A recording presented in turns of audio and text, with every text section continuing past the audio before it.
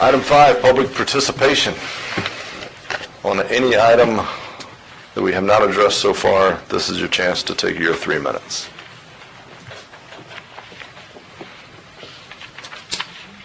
Hello, my name is Mark Steichner, 1945 Fern Palm Drive. I'm here, a little history, I'm confused. A little history. The city put out a proposer. I made a proposal on the video meetings. Had to go through a lot of paperwork, which I do not like. But there's a lot of paperwork that I had to go through. I followed the guidelines to the T of the proposer. The meeting before, it was stated that what they asked me to do was a guesstimate of $23,000 to $90,000. I came in between $14,000 and $18,000, only to find out that the mayor did not like what they asked for. So I was waiting for the new guidelines. So I've been going to the city website looking for the new guidelines or the new proposer, and it never showed up.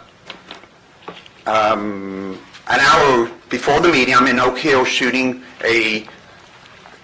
for Burns School, a ribbon cutting, not a ribbon cutting, but a groundbreaking, and somebody called me and told me 10B is a video quote on tonight at the meeting. Let's see. Now, I don't understand. I'm very, very confused. How long has this new guidelines been out? But I've been looking for them. How long have they been transparent? And I know there's other local videographers who are interested in doing this. Do they know about it? Because I understand the only thing on the agenda is somebody from 90 miles away proposed something that is, I understand, it's on the agenda. Now, I don't know if I should be embarrassed for not understanding how the city works, or should I be insulted that I wasn't even told that, since I did go through a ton of work just to put this through, nobody let me know about the new guidelines or what's going on, or let the other New Smyrna Beach people know about it. Or should I be embarrassed for the city? I do not understand. 11 seconds, I'll yield to you to explain it to me. Thank you. Can staff help me on this? What was the process we went through? You all changed direction between December and January, which is okay. That's your right to do that. Get that? You rejected with a motion his bid, which was for a minimum of 6 months without captioning services. Yep. After that was done at your last meeting, we turned around a request for quotes, put it out the following week, received one quote last Wednesday. Now, I will have to confirm this. It was my understanding that this gentleman had elected not to submit a quote. The notice had been sent out. In fact, we reached out. There was a young lady in the audience who had a vendor. Mm-hmm. We reached out to the chamber. We reached out through Mr. Ade. We did an extraordinary measure in terms of emails to businesses.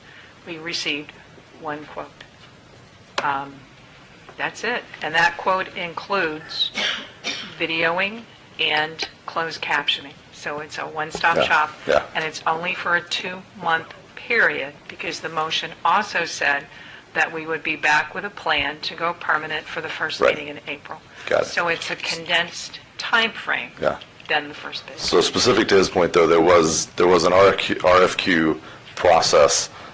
Sounds like he It didn't was a get quote or- process. We're looking at under $6,000. Yeah. I could have already signed it, but Yeah. because this has been rather controversial, I brought it back tonight for you all to sign off on, too. Okay. I too was disappointed that no local firms were either responded or at least were presented, but, okay. Any other members of the public?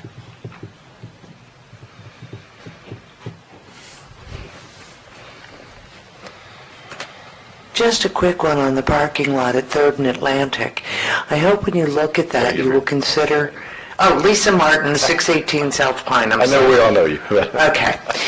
I'd like to see the ROI on that, the return on investment. If it's our taxes that are being used to fund it, I would like to see that that there's a measurable benefit to those who are paying those taxes. That's it, just return on our investment. Thank you. Thank you. And Mayor, just real quick, any expenses involved with that are the parking fund, so there's no general fund money involved at any of our parking operations at this point. It's all from the parking fund. So it's the folks that are paying the $20 to park. Okay.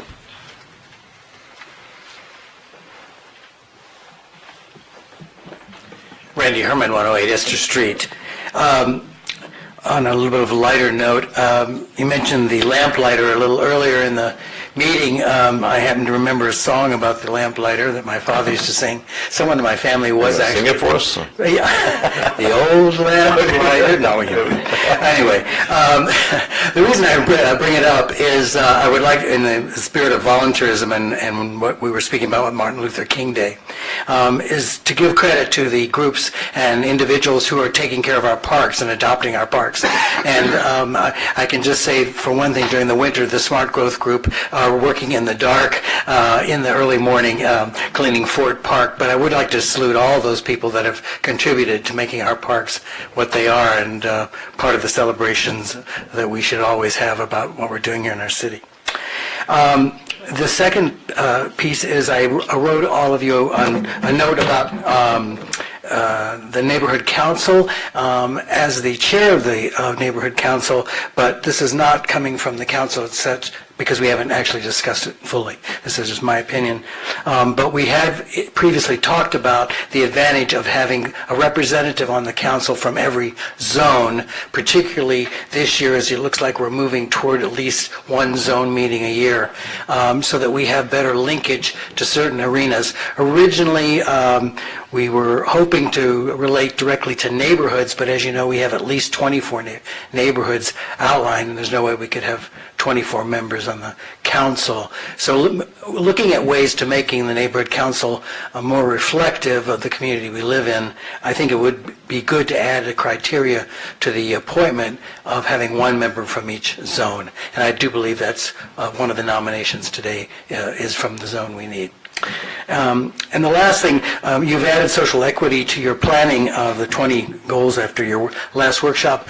And one of the things I don't know if you mentioned at all, but as you may or may not know, I'm a licensed clinical social worker and I have a small private practice here. And one of the things I think we need to be aware of is the fairly serious situation for our mental health service delivery here in New Smyrna Beach, Edgewater, and Oak Hill. If you talk to people, we do have gaps in service. We have a lot of undiagnosed people that need services. Transport's an issue, and as you know, we don't have an inpatient facility. The only one is at Halifax. So when we have serious mental health problems, we do run into a situation around continuum of care. So I hope that would enter into the dialogue this year as we look at the goals for our city. Thank you. Thank you. Other members of the public? While she's coming, if you also want to speak, feel free to come on down to the front row. Queue up. Donna Athrin, 684 Corwin Park Road. It's been a while since I've been in council meeting, and I want to welcome all of you.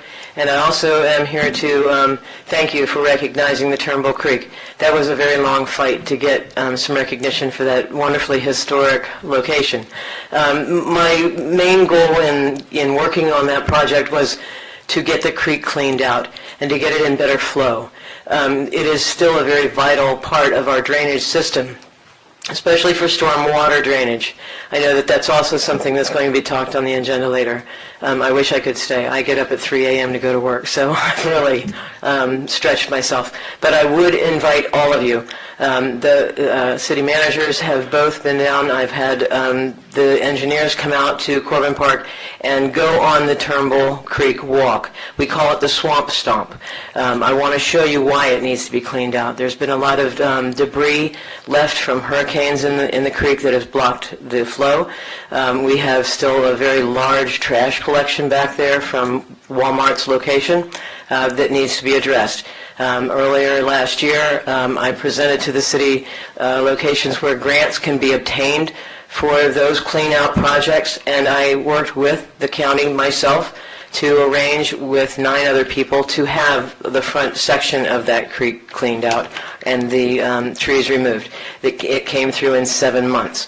I think that if you could direct staff and I to work together to get the county involved, to get that creek cleaned out, this is the prime moment, because now you have a recognized location. So I invite you to come and do the Swamp Stomp and see what we can do. Thank you. Thank you. Thanks for all your work on that. Go before it gets too warm. Yeah, right.